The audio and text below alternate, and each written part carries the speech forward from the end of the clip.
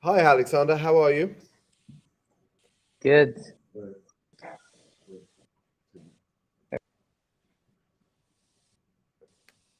To inform kids that they should not be screwed.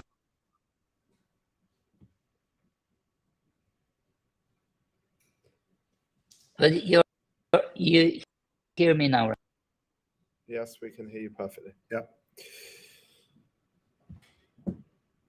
So for those of you who have joined us tonight, thank you very much for taking the time. I just want to make a quick introduction for those of you who know or don't know the people that will be joining and presenting this call this evening. We have Alexander joining us from Stockholm. Alexander is our chief architect. He's been with the project really since day one. I'm going to tell you a little bit about him because he hates to do it himself, per se. Alex is as close to a genius, probably as Knut is, but now they're both cringing. He held senior positions at Fast and Google, where he was leading the Google Hangout and Google Plus team, I believe, if I'm not mistaken. And he is an expert in security. No, not Google Plus. Google Plus is like a gigantic thing. Right, Google Hangouts. Sorry, forgive me, I stand corrected. But he also patched the original Bitcoin core in the area of thread security, where he can be found in the Bitcoin GitHub as well. So he is at the bleeding edge of what he does. And he works very closely with Knut Vinger, who's sitting on my right, who is the CTO and co-founder of Coinweb. Knut is a long-term technologist, and while studying at the University of Oslo, doing a degree in computer science, his theses on artificial intelligence were published by both NASA and the US Department of Defense. I'm Toby Gilbert. I'm the CEO and co-founder of Coinweb. I've been leading the project since 2018 after Knut introduced me to it. And I'm sure many of you are aware of that story. And what we're here to do tonight, our time tonight, it's 8 p.m. in Bangkok, is to give you a run through of our first product suite that we have built on top of the Coinweb protocol. And this is one of the USPs that sets us aside from our competitors. And we believe in building product ourselves whilst we have not yet launched on mainnet as our go-to-market strategy. So effectively, we build product that is being used in the first instance by large-scale enterprise businesses to acquire their customer base and their traffic flows that will use the Coinweb protocol effectively to interact and engage with multiple underlying blockchains that we sit on top of. And today we sit on top of Ethereum main chain, Bitcoin main chain, BNB, Polygon, Elrond, Bitcoin Cash, Litecoin, and Doge for some reason that Knut finds rather comical.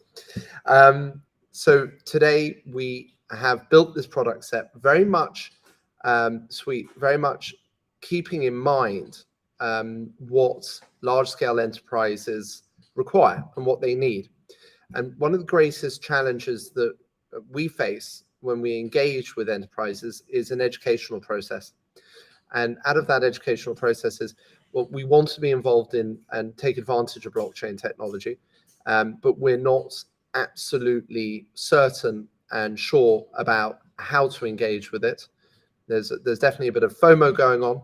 And so we go into workshops to educate them. And out of those workshops, the most common theme that we come across is, oh, well, this is fantastic. We can see how blockchain technology can automate processes, cutting down on costs, speeding processes up. We understand tokenization, but who's going to build this for us? Because we're, for argument's sake, Coca-Cola, and we are all about producing drinks and selling drinks and acquiring our customer base and selling through to our customer base. We're not a technology company. And it's not only about building the technology, it's also about operating the technology after it's launched. And in many cases and in most jurisdictions around the world, to operate a wallet and to be able to bring fiat money, normal money, in and out of digital assets, if you're tokenizing a product or an asset, then you need licenses. And not only do you need licenses to plug in the fiat rails, so you can enable credit card processing or bank-to-bank transfers or alternative payment methods, you also need KYC teams, AML teams, operating teams. And this is part of the product suite that I'm going to describe to you today. So what we have built is as follows. We have built a cross-chain tokenization platform, which we're going to demonstrate to you tonight and give you a run through of.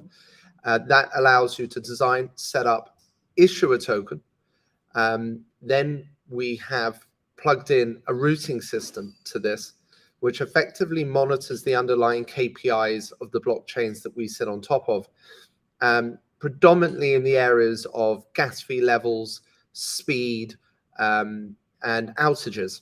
And effectively, if a particular blockchain that we are broadcasting transactions down to breaches one of those KPIs, our system can seamlessly move the transactions across to another blockchain. And this is absolutely key at the moment when you consider that Solana has had no less than 12 major outages in 2022 alone. And what that means is if you build a project on top of Solana exclusively and the Solana chain has an outage, then your project built on top of it, the wallets, the dApp, as we would refer to it as, would cease to work. If gas fees spike, then that cost of the spike of the gas fees of the underlying L1 either gets assumed by the project, eating in to profitability or potentially taking into a loss, or you're passing that end cost onto an end user, and then they get shock and horror. And this is that puts a real dent in adoption. So we're able to deliver continuity of service in a stable environment through to end users. And when we're speaking to large enterprises, whilst we're in a permission state, they're really shocked and surprised to hear that these particular challenges are what they're facing when choosing a particular blockchain to build on, because they are not prepared to absorb those sorts of risks. So what our routing system does, tied into our cross-chain tokenization platform, is it mitigates those risks. Then we've built a multi-tenancy wallet platform. So effectively, you can white label your own wallets for enterprise businesses. Once again, this is what it's focused on. So the cross-chain tokens that you design, set up, and issue via our easy-to-use interface that we use as a walkthrough platform effectively with these businesses, you can then issue the tokens subject to the routing table, which is then stored in the white labeled e-wallet. We have no less than 7 digital asset licenses and consents all around the world: Canada, Estonia, Lithuania, Poland, UK, Ireland, and Singapore. And we have a roadmap of new ones that we are applying for. And the wallets, subject to approval, can be covered by the licenses. And then what the licenses enable are fiat rails. And we have relationships with a number of tier 1 credit card processing companies. We also have the ability to embed IBANs into the wallet. So effectively, a bank account can sit within the white labeled e-wallet as well, and have APMs, which are alternative payment methods: Apple Pay, Google Pay, Alipay, WeChat Pay, and so on and so forth. So effectively, now you've designed, set up, issued your token, you've can store them in the wallets. You can issue the wallets to your customers. The customers can buy and sell the tokens from within the wallet via a bonding curve and soon to be released liquidity pools. You can set a price for that token. And then the last piece of the jigsaw of what we have built and now shipped is a DEX. So effectively, the token can be listed publicly for sale on our DEX, once again with prior approval.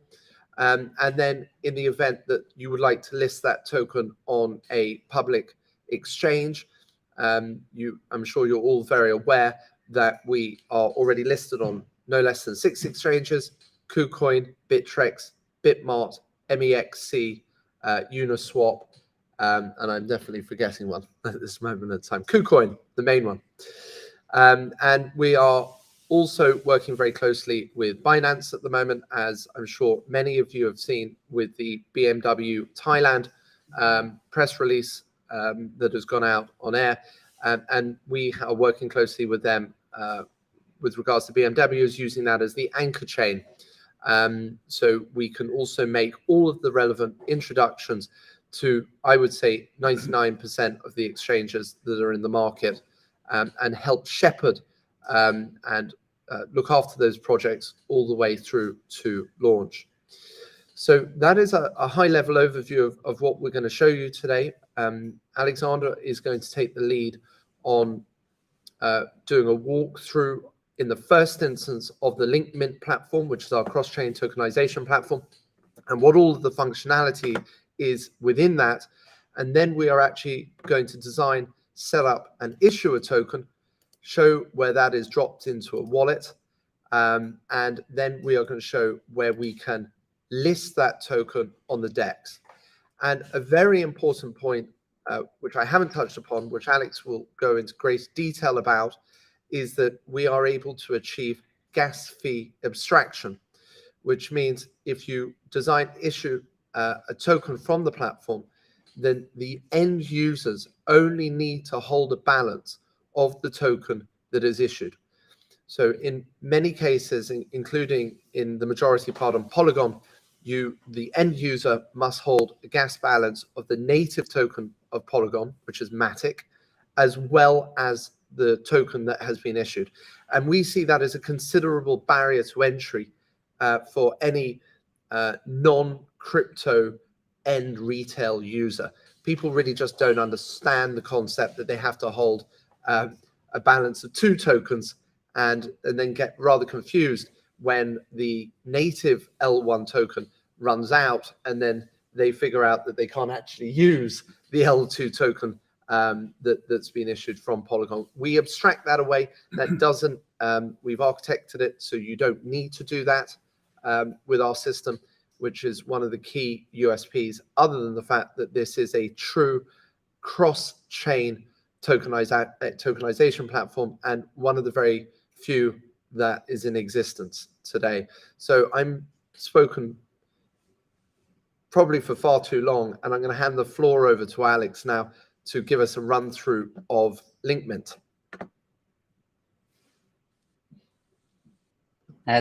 Thank you, Toby. Good. I need a little bit of help to do this together with Knut. And, I think your screen, Knut, so we can. It's like the idea. LinkMint is two different ways of you can construct your token, issue your token, and then you can look at some analytics, and you can attach different, for example, maybe or maybe to L2 native tokens or various properties. Oh, somebody says the sound is not good. It's breaking up a little bit. Okay. Is the audio better now? Hello? I can hear you just fine. Okay.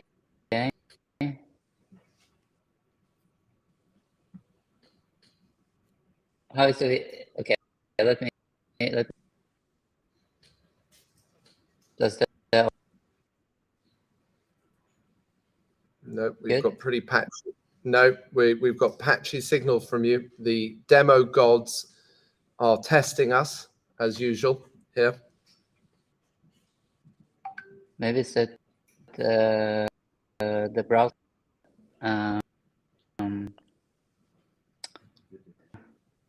Videos off. Let's see. Because I have. So for all of you tuning in at this moment in time, I apologize about this. It's always the internet connection. Just bear with us for a little bit while he resets. Do you want to start talking a little bit about Yeah, I can. I'll start in the meantime. So what we have here is LinkMint, which is the panel for what Toby talked about. And on the side here, you see, I'll just scroll quickly through here so you can see the different tools that are available for configuring tokens within this platform. So I have now preloaded a token that I issued earlier, but we can show how this. We can actually do a login here. do you want to run through the side and what this functionality goes into? Yeah, sure. So start with issuance. So here, this is the first step to issue for the issuance, and that is to the actual issuance of the token. So to show that, I have to remove the token that I had loaded, and now I'm free to create a new token. So there's various options here in this page where you can choose different properties for the token that you want to create. So this is the basic issuance where you set parameters such as token name, token symbol, initial supply, maximum supply, number of decimals, description. It's the basic properties. You also have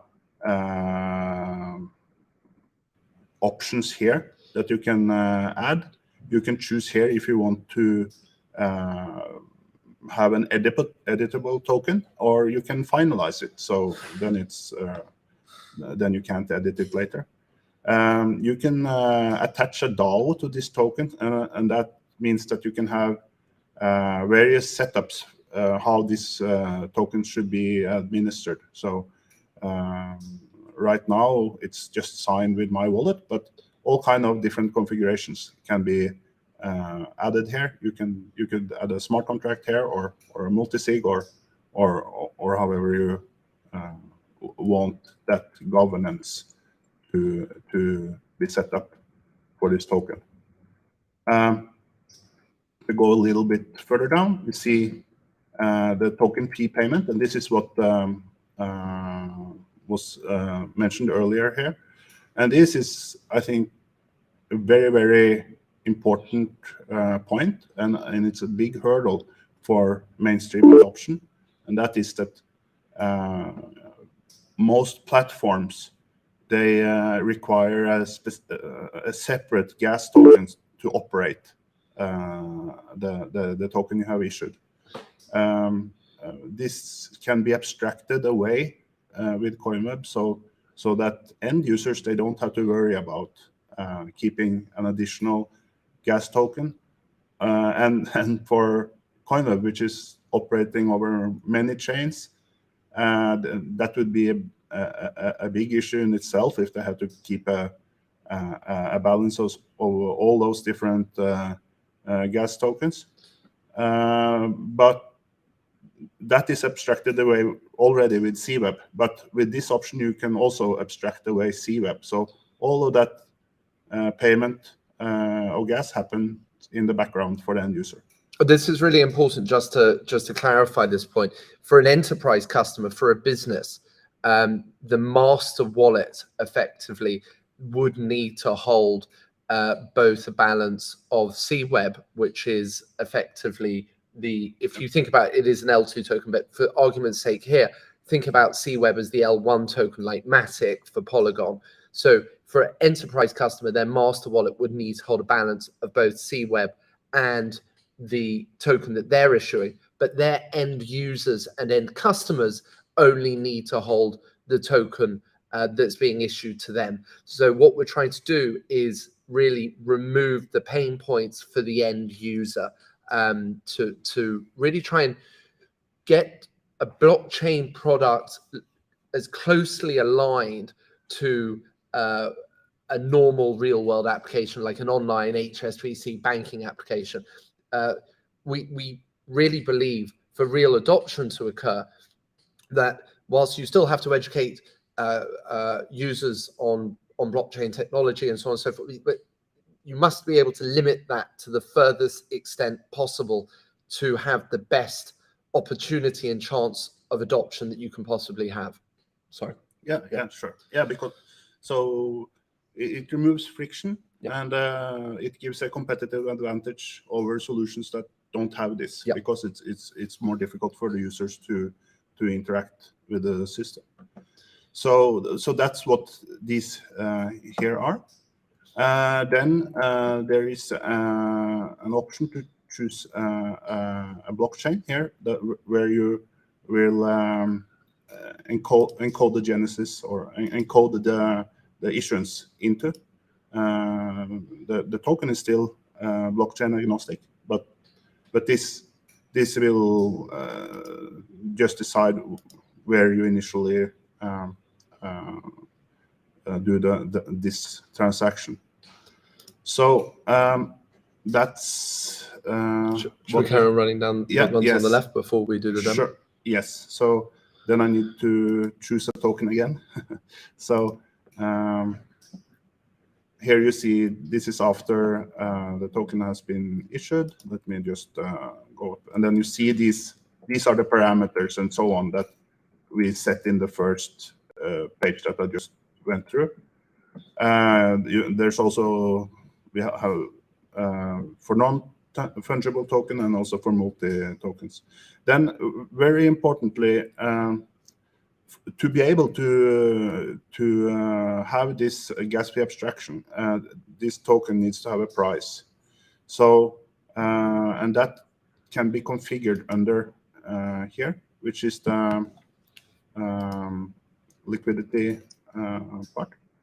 And this is basically various ways that you can set up.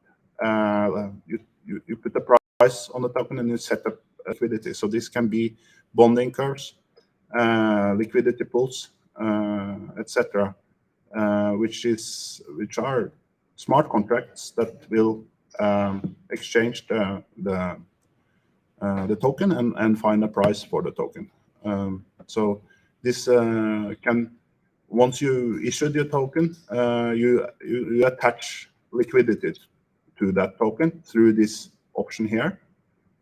So this is already attached on this one, and we can quickly go through here. It looks like Knus has set the price of his token to exponentially rise. This is because it starts with 0, and then you need to check it. Yes, this is the supply, and it starts with it starts obviously low before you add liquidity to the bonding curve. Here we see some parameters and that you can set for the formula that calculates the price. This is for bonding curves, and once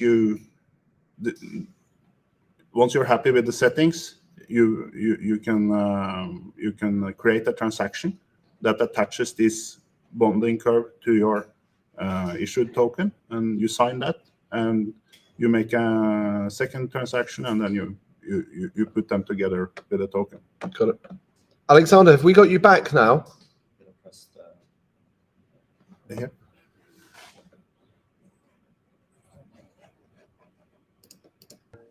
There. Oh, Alexander, you've come to life. Okay, I'm back.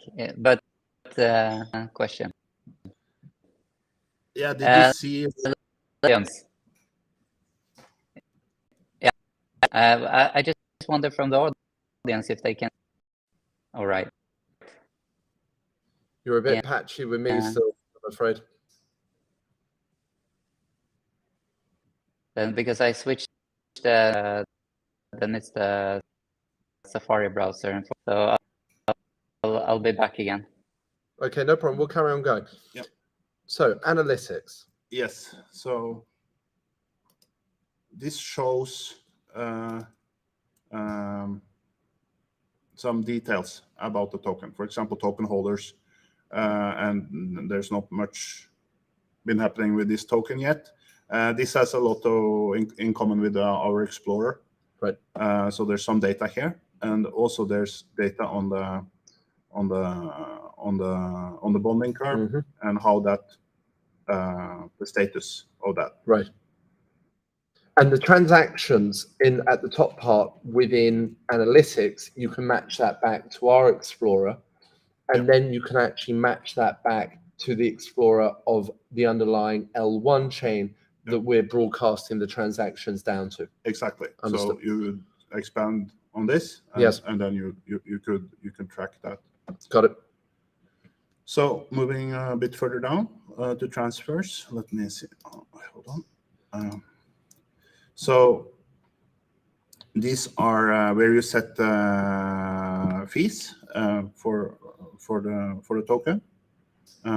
We also have. When you say set the fees, can you explain exactly what you're referring to? Yeah, so it's you can set the transfer fee. You can set it as a fixed amount, and you can set it as a percentage or both. And then you can decide how you want those fees to be distributed or burned. Yes, yes. Yep. It's important to mention here that all of this on the back side here, when we launched the development tools and so on, all of this will be configurable also from smart contracts. Right. So you don't have to use the panel, and obviously you can add a lot more options when it's configurable like that. Yeah. Okay. We're trying to get Alexander back in the room with us. Okay. Now I'm in a different browser. Oh yes. Better. Yeah. We think we've got you clear, loud and clear, Alex. That's fantastic. So where we've just got to and what you've missed is we're on fees. So we're in the transfers tab and we're just explaining through fees at the moment. And you can set the fees and then also decide what you do with the fees that you've attached to your token. You can link them to a staking program or you can burn them as well. Yeah, and fees are actually quite complex, but they don't need to be complex for your users. So you have the fees for the layer 1 that you embed in, and then you have the fees for the Coinweb networks, and here you can configure the fees for your system when you are building something on top of Coinweb. So these are your fees, and then you have different other fees.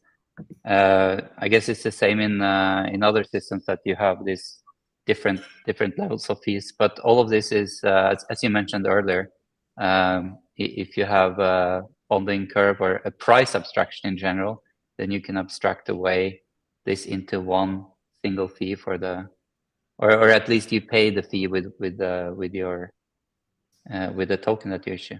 Yeah. So now we're going down to blacklist, which I have a sneaky suspicion has been put in for my benefit, so you can muck around with my wallets. Yeah. So the blacklist is you have two basically use cases. You have the blacklist for compliance, and you also have the whitelist if you want to do the other way around, where, for example, you have merchants Let's say that you have a list of merchants or shops or things that you should interact with, but it's not really a peer-to-peer token. Then you can do the whitelist instead. Great. So, yeah.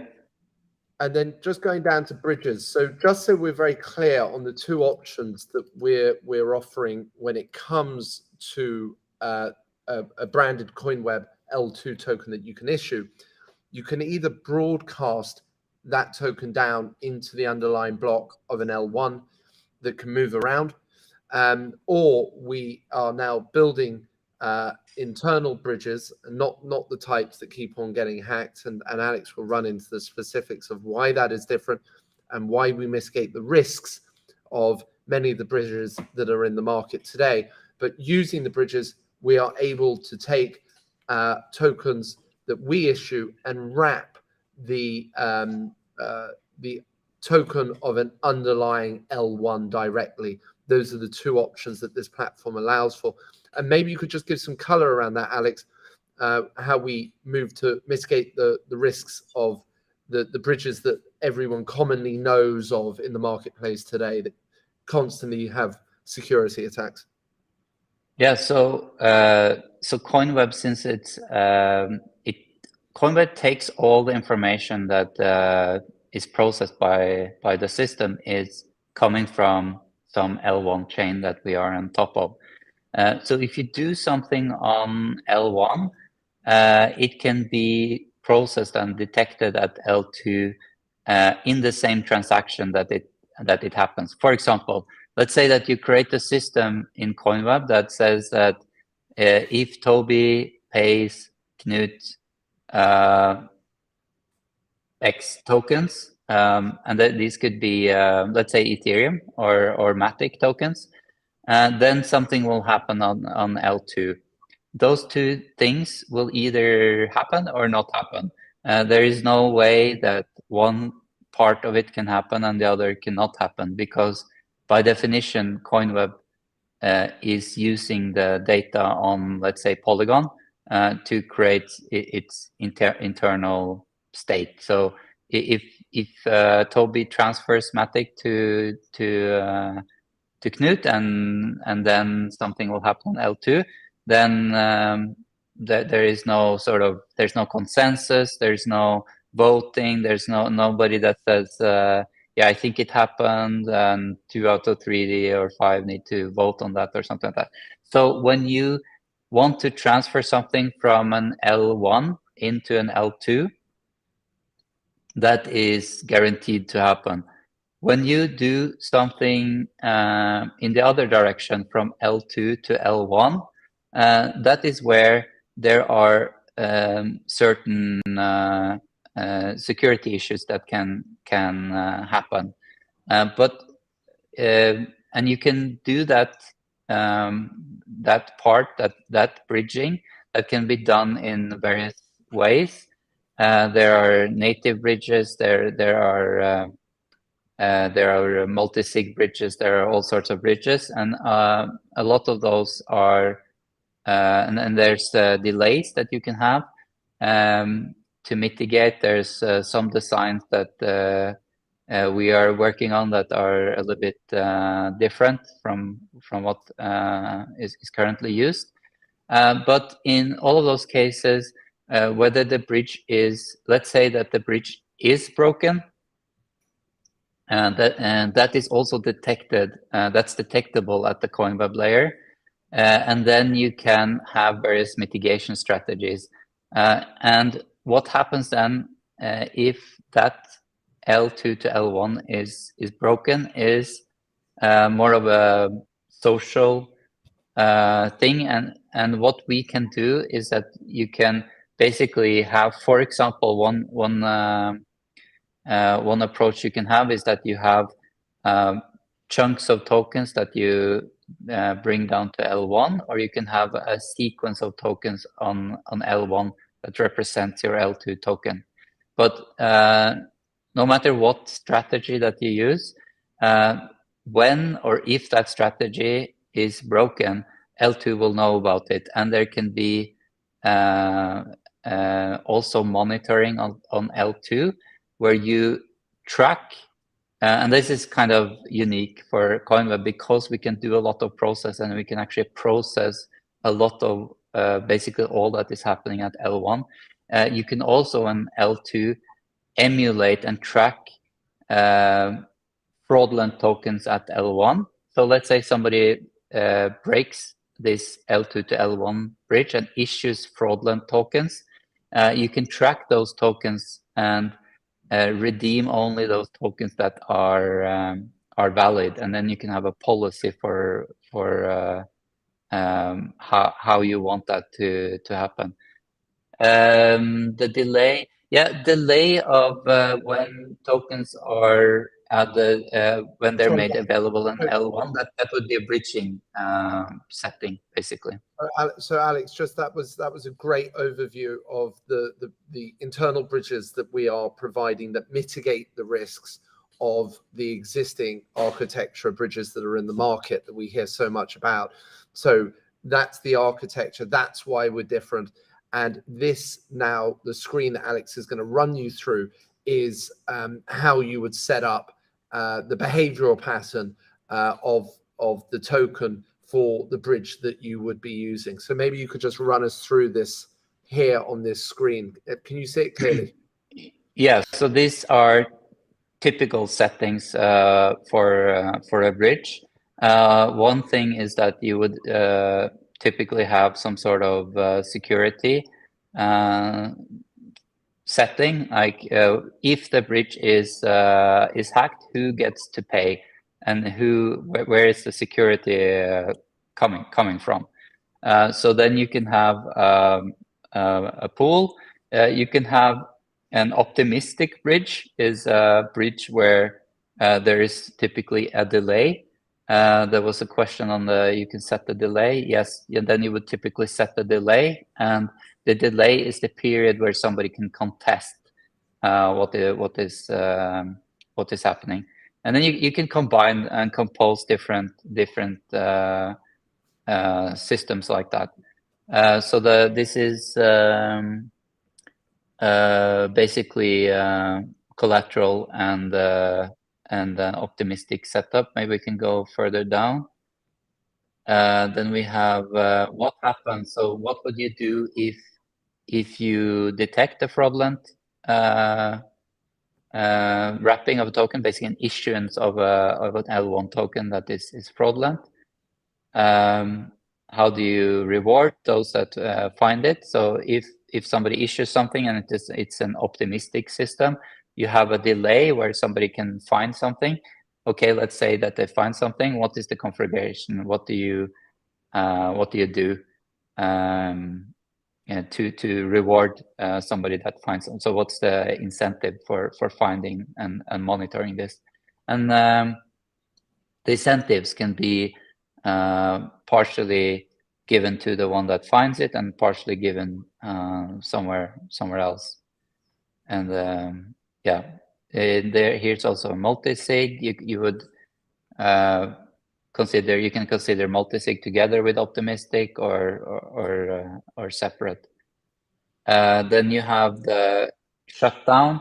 One thing which is fairly nice is that shutting down an L1 token is fairly sort of straightforward.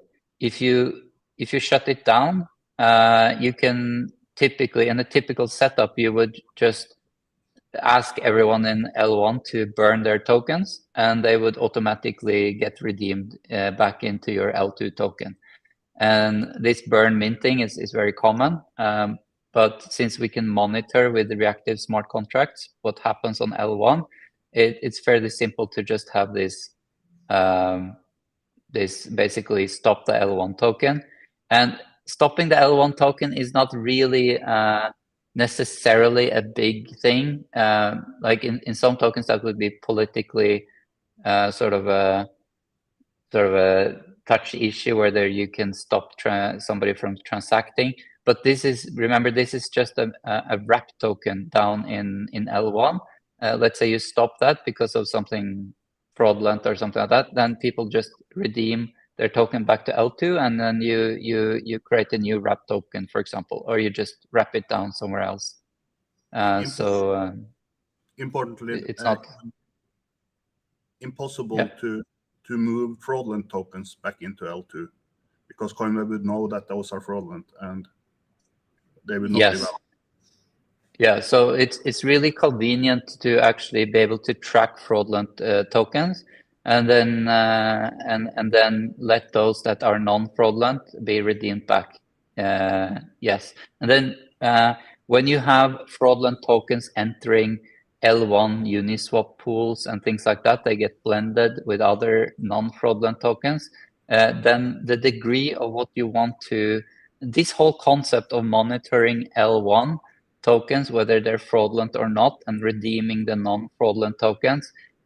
We talk about that under a concept we call the token shield, and how you basically decide where you want to trace, how much you want to trace, which smart contracts you want to sort of have under the token shield. That is, you can decide that certain contracts like Uniswap, for example, Uniswap LP tokens can be redeemed. That would be possible, though that you can directly redeem Uniswap LP tokens that were minted prior to a breach. And you can exclude that and say that, okay, Uniswap, if you're a liquidity provider in Uniswap, you're on your own during a breach. Those types of policies are quite interesting to sort of play around with. What do you support? What is sort of supported by the project that creates a cross-chain token? Okay, let's go to the flow control. It's pretty common that you want, so one is delay, the other is a flow control. And this is especially true if you have a multi-sig, or actually it's true in most bridge setups. In some cases, if there is flow control, you can have the option of just, you know, fixing, let's say in the multi-sig, you just fix your security and you just pay out from the insurance security pool, basically. You don't deal with this. You don't stop the L1 token. You just pay for the damage, basically. But you can only pay for the damage if there is flow control, typically, so that you don't lose too much per unit time, and that you detect it early, and you just sort of cover it. Yeah, so we have freezing of the bridge, which is something you would do then under an attack, for example. And blacklist also, this is something where you might want to manage basically blacklists, because blacklists are also something that you need to transfer down to the L1 contract, and you need to sync that back and forth. And you might need to go in manually or automatically to sync those things. If you have blacklisted a certain address, that needs to be synced between the different L1 tokens. So I guess those are the things. Let's see. Questions. I don't see too many questions in the channel. Mobile app. Sorry? That's because you're very clear and concise. Yeah, so mobile app, LinkMint will be prepared for mobile. Yes. We'll come on to that one in a minute. Before we hit questions, let's just finish all these different things down here. Yeah. Where do you want to move to next? Can do exchange. Exchange. Yeah. So exchange, I'll just give you a quick walkthrough. This is really a page for a project that says these are the kind of exchanges that we want to be on, and it returns a form back into Coinweb Labs for us to analyze the project and then engage with the project and see if it is of the right structure to be able to make the introductions that are being applied for here. Staking.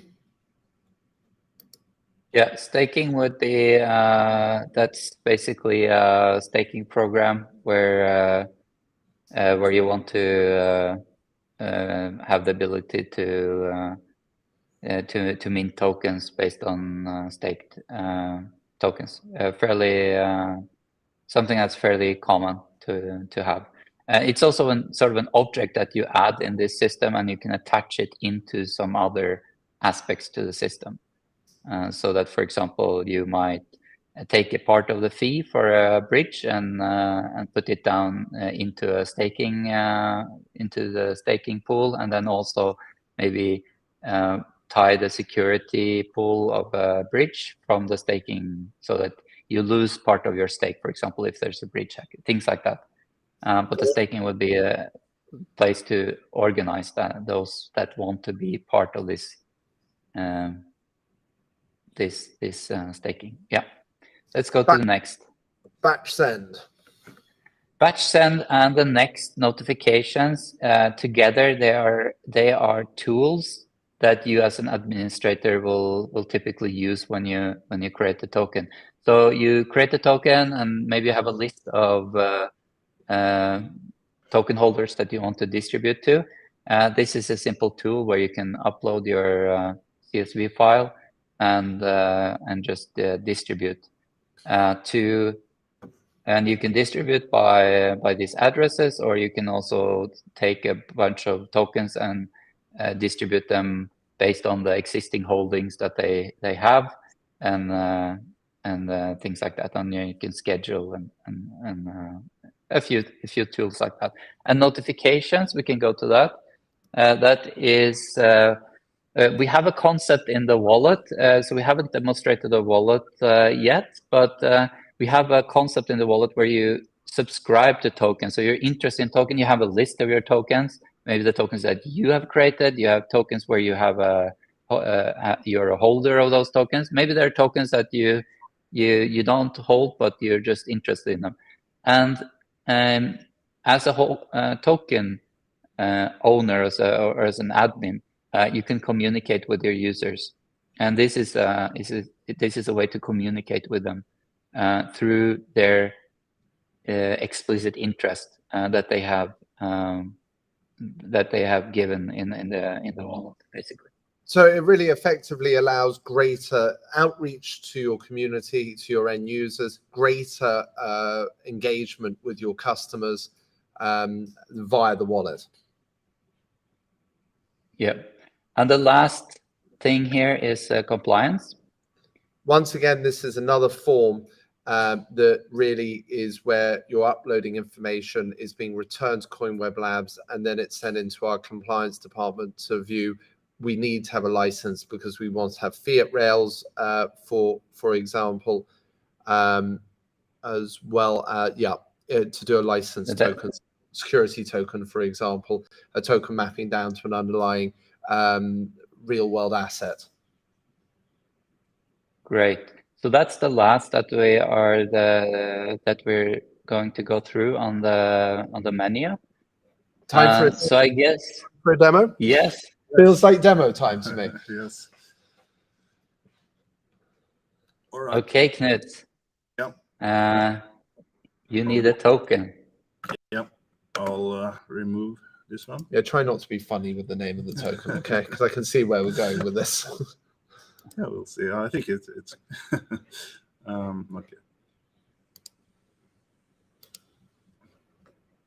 So what are we going to set up today?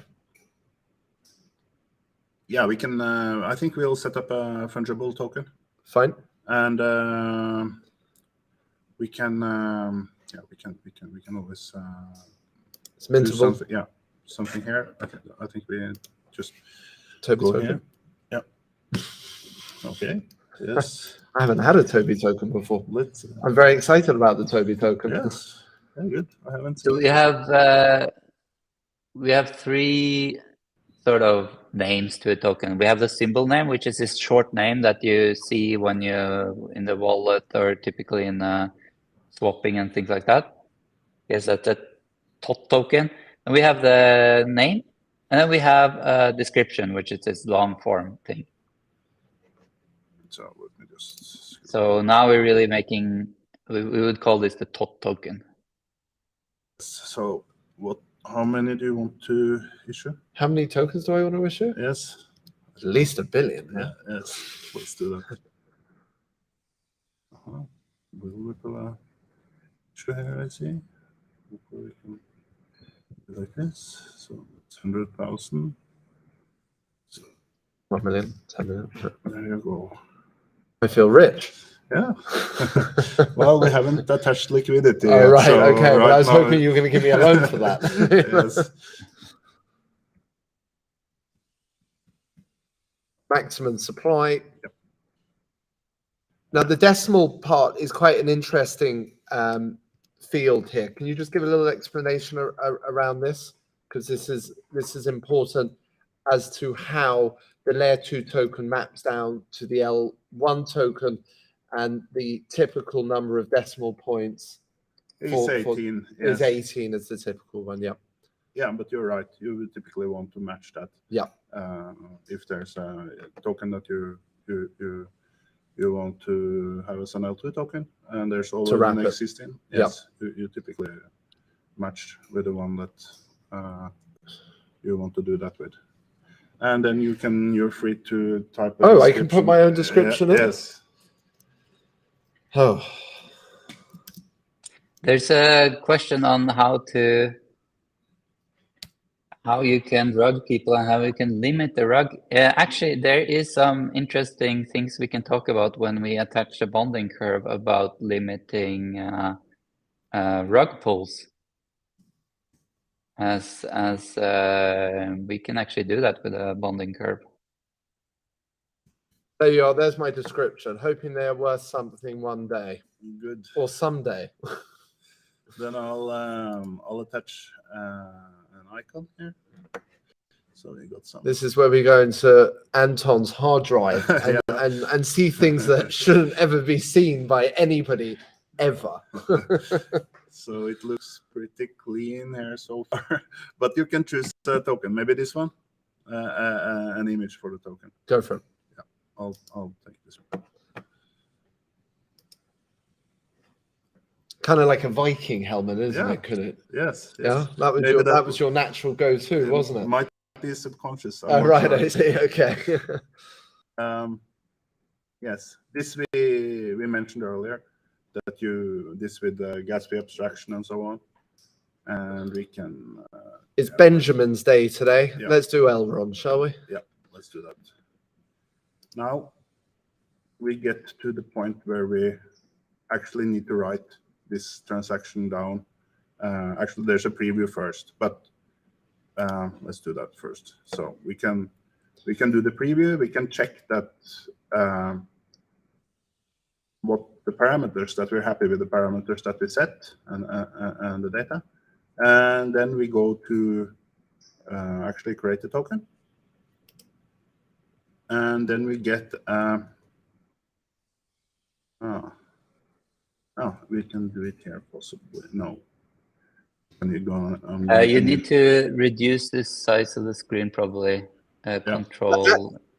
At this point in time, we haven't signed the transaction, but at this point in time, has this transaction already been written down to the Elrond chain? No. Or no, it's just about to be written down? Yeah, so the data that we put for the token, that's now encoded into this QR code. Okay. So what we need to do is to use our Coinweb wallet.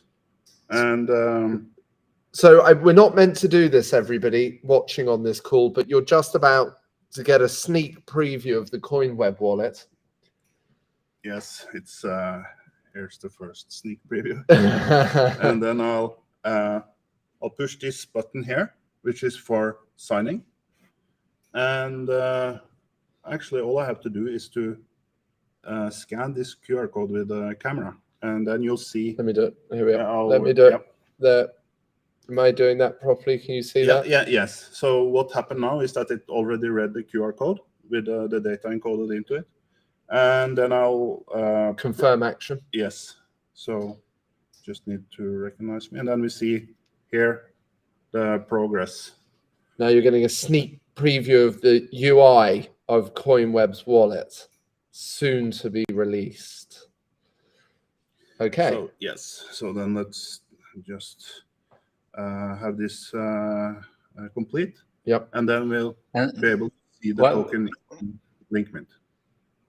Yeah. So while we wait for the transaction to go through, I guess it's already gone through. But the security setup here is that LinkMint is running on a web server, and that web server could possibly be hacked by somebody. So it is decentralized app. It relies on the LinkMint and the Coinweb server, Coinweb system communicates in a secure manner. But somebody could interject some malicious code by hacking that web server or something like that. In principle, we treat the LinkMint and DeconX website as untrusted, and therefore the trusted operations that you do on your wallet. And that is why, I guess, as I mentioned earlier, but that is why we're using the wallet to do this. And you can't sort of log in with your secret key and stuff like that in LinkMint and DeconX. So that's the layer of security that we inject that effectively builds a moat around the transaction. Yep. Right. Okay, so that's just completed on Knut's phone within his wallet. This, and then we should be able to see it in our drop-down list here. Go for it. Yeah, there we go. There it is. So now you see. Yes, this is like a man-in-the-middle attack, Kevin, sort of. And there's the token. Now, this transaction has been written down onto the Elrond chain. Yes. So if you were to go to the Elrond Explorer, you could link it up, and you could check that transaction has now been encoded down into a block, or the most recent block, I'd imagine by now, of the Elrond chain. So now we've got our token. Yep. What are we going to do with it? So you wanted this token to be worth something. Well, one would hope. Yes. So, so let's see if we can do that. Okay. And we do that by attaching liquidity to it. So let's go for a bonding curve. Yeah, we're going for this. I think we're going for peg price. Well, so you see there's quite a few. Let's talk a little bit about bonding curves, shall we? Yes. So what they are. So a bonding curve, maybe some of you have heard about liquidity pools, and maybe bonding curves are a little bit more esoteric.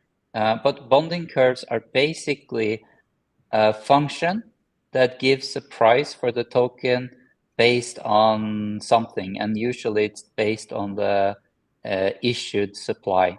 So let's say you can have a token where if there exists 100 tokens, it will cost 1, and if there are 200 tokens, the price will be 2, or maybe it's lower, maybe it's half, or it has a price in some other token.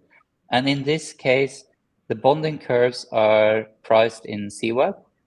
So you can say, what is the price of the TOT token in CWeb? And it can either be fixed price, or it can be something that varies based on the supply. And the bonding curve keeps the CWeb. It is sort of a contract or a wallet in itself, and it keeps the CWeb. So there was this question earlier, okay, how can you avoid rug pulls and things like that? So one thing is that the bonding curve can act as, it keeps the CWeb, so that if let's say you have a bonding curve where the price goes up, so that if you buy the token, if you're one of the first to buy it, you get it for cheap. If you're later, then you have to pay a little bit more. You can have different curves, but the CWEB is kept in the bonding curve. So that means that you can sell your tokens back into the curve and get CWEB back. So if the bonding curve, and there are different concepts in the bonding curve. So one concept is naked tokens, and naked tokens, they are tokens that are not covered by the bonding curve. So if you have, let's say that you have a token that has, there is 1 million of those tokens in circulation, but the bonding curve can only redeem 100,000 of those. Then we would say that 900,000 of the 1 million are naked tokens. They're sort of, swimming naked. If people would start to want to redeem all those tokens, then 900,000 of them would not get redeemed because the bonding curve would be empty. So if you have a token and you have a bonding curve and there are no naked tokens and the bonding curve is locked, or there is no way for the admin to retrieve any funds out of the bonding curve, then you have some sort of insurance, or you have some rug pull insurance that could be relevant for somebody buying that token.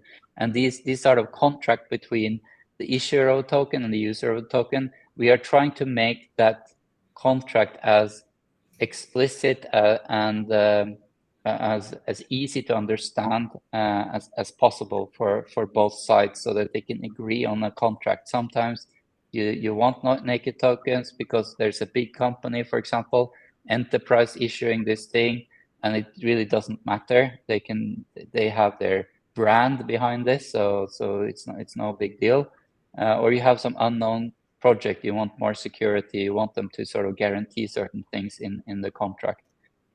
So that was a little bit about the bonding curve, and we're also here trying to make it easy for you to create those bonding curves. So what you see on the screen is different levels of complexity. You have the simplest bonding curve at the top, and then you have the more complex at the bottom when it comes to actually constructing this curve and the pricing system and things like that. Brilliant. So that's a little bit about bonding curves. And it's very important to say that this isn't going to be open for public use in the first instance, although it will, that's what it'll eventually get to. But we have within our team specialist people for enterprise businesses that we actually walk them through this, help educate them on it, help them understand it, and create this model. And so the kind of the interface that you're looking at is it's functional, and that's the primary use, but in large part it's also educational to really try and get large enterprises mindsets and their heads around certain concepts that would otherwise be alien to them. Yes, it helps a lot to have a visual. Yes. Yeah, absolutely. So let's go and set that now. Yep. So here you see already some of the settings. Yep. I chose a fixed price. Yep. And I think the fee is okay. Yep. Maybe we set it at 2.7. Sure.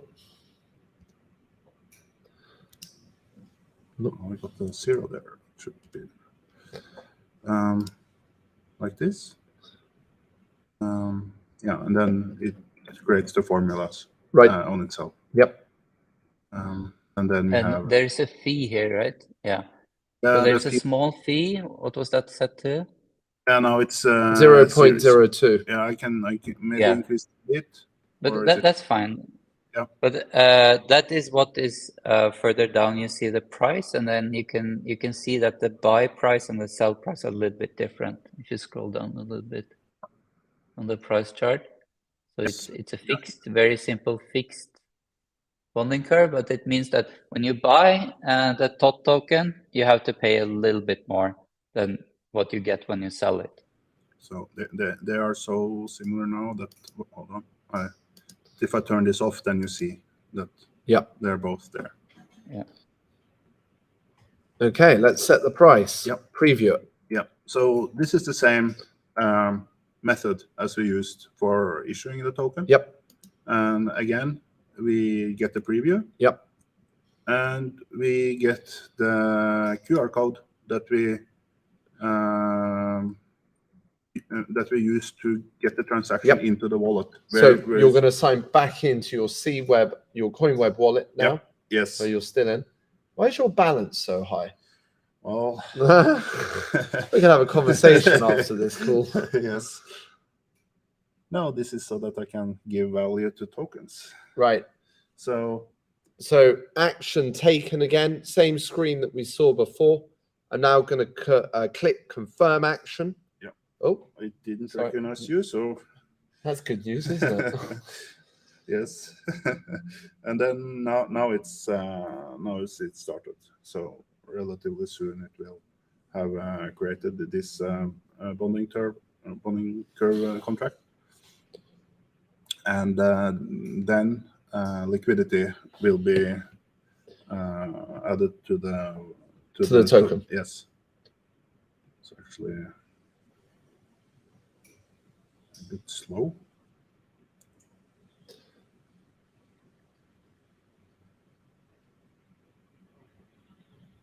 Want to rerun it? Yes. Maybe wait a little bit. I think I'll try to do it again. I think your phone wasn't very happy when I stared at it. Maybe. Let's see. Yeah, there's some. Oh no, your phone's frozen. Yeah. Let's try that again and see how it looks.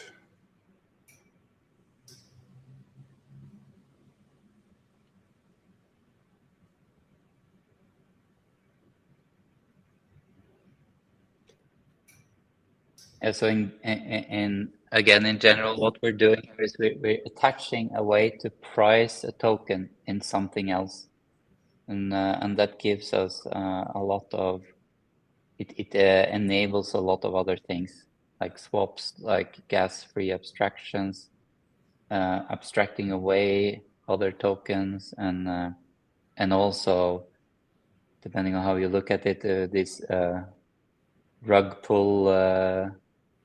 If there's a pool of tokens that are underlying the token, that's also can be seen as a good thing.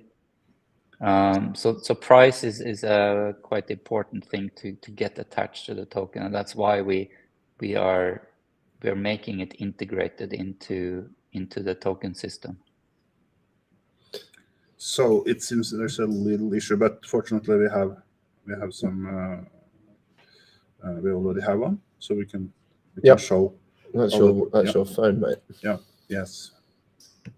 Okay, so let's go to it. Yep.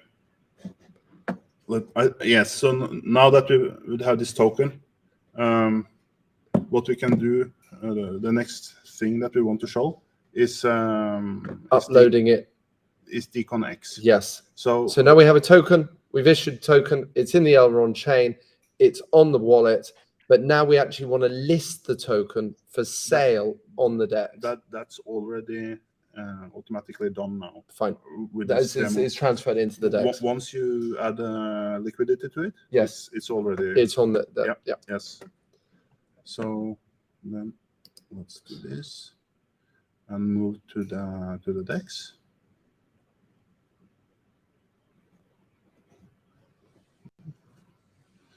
Some color here. Let me just think I'm going to do this again. Wallet connected. Yeah. Okay. There you go. And very simple interface, guys. We haven't gone for anything particularly complicated here. It does what it says on the tin per se. Yeah, and then let's say I want to. There's the Toby token. Yeah, I want to buy. Yep. More of that. Yep. So I would choose CWeb as I have a very large balance. Yeah. And exactly. So this is it's not fully real CWeb yet, but and then I want to buy the Toby token.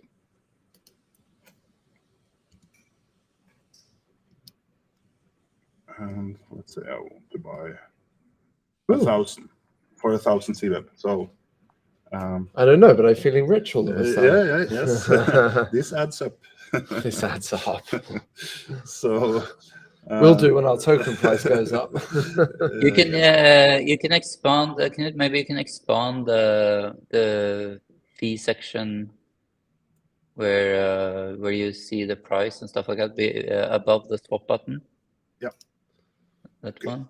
Let me just scroll so we can see this. So yeah, here you see the range yeah. of price with slippage. Yes. Okay. Yeah. Okay. So then we can do the same here, and again, it's following the same pattern. Logic. Yes. And protecting the security, building a moat around the product, using the wallet for signing. Yeah. Exactly. So that my phone is a little bit more cooperative here. Looks okay. And we scan it, and then again you see that the same screen. Yeah. Then the data is loaded into the wallet, and we confirm action, and then we get the progress bar, and then just wait for this to confirm, and that's basically how you use the DEX. Right. So it's very easy to use.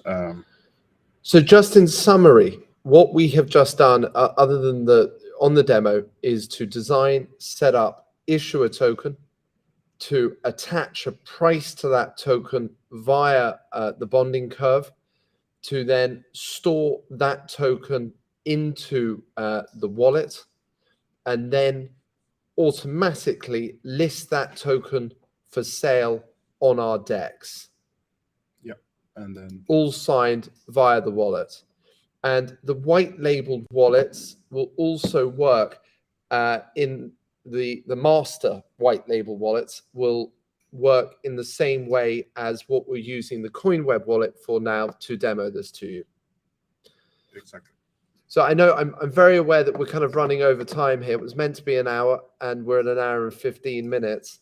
So I would probably just like to take this opportunity. I don't know if there are any immediate questions that have popped up, Alexander, but also considering it's probably getting late for many people very early, that you can jump on to our community chat, be it Twitter, Telegram in all the different languages, Indonesian, Mandarin, English, Spanish speaking, and our guys are primed and ready to answer any questions that you may have. And I just want to take this opportunity to thank everybody here. I've seen we've been averaging about an average of 90 people watching us online.